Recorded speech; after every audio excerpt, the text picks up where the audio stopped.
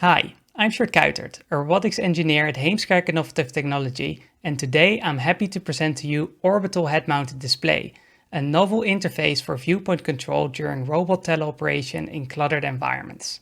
Teleoperation systems enable human operators to perform dexterous manipulation tasks through robots in hazardous environments.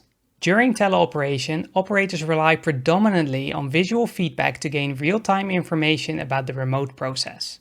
As a result, visual feedback is critical to the success of teleoperation. Conventional feedback systems display several camera views across multiple monitors, which induces high cognitive load at the cost of remote task performance. The underlying reason is that operators need to divide their attention across multiple displays, stitch together the information they provide, and perform mental transformations due to the misalignment between their reference frames. Furthermore, fixed camera placement is often limited or not possible in cluttered environments, and views they provide might be occluded. Some of these drawbacks can be avoided by the introduction of a secondary camera platform to monitor the remote process. In two extreme cases, this camera platform is either controlled autonomously or manually by the operator.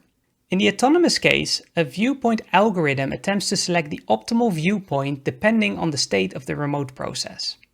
Whilst in theory this provides a suitable view to the operator, it might conflict with his or her personal preferences.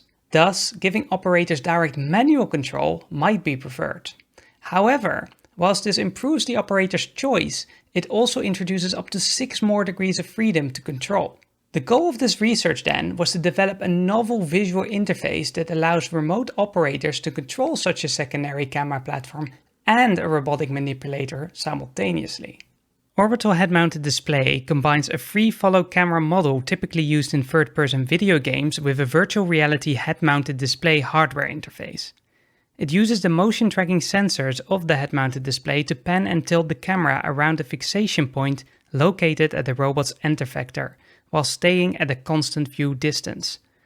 This view distance is mapped to a handheld joystick such that operators can change their field of view during the process. A human factor study was conducted to compare the interface to a conventional array of camera views and a standard head-mounted display implementation. During the study, participants performed teleoperated welding tasks in a simulated environment using the different interfaces.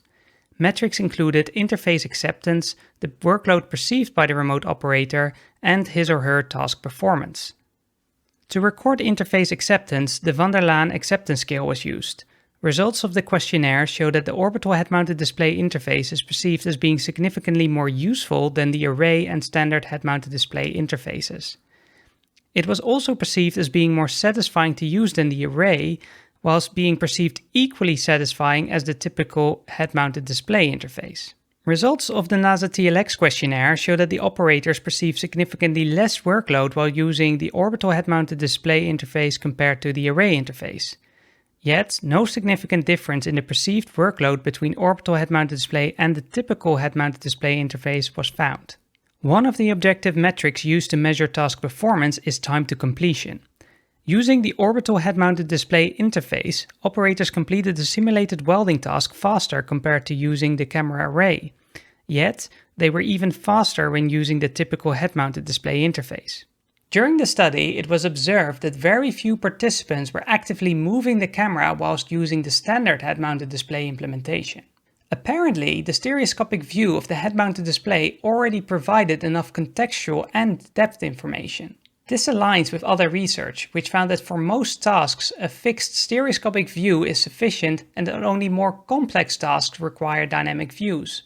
Another potential explanation is that orbital head-mounted display requires more training for operators to use effectively. To conclude, the orbital head-mounted display interface outperforms the conventional array in every recorded metric. Additionally, it improves interface acceptance when compared to a standard head-mounted display interface due to its increased usefulness at the cost of task completion time. The findings show the potential of orbital head-mounted display, especially for complex tasks in remote environments that require dynamic views. Thank you for listening.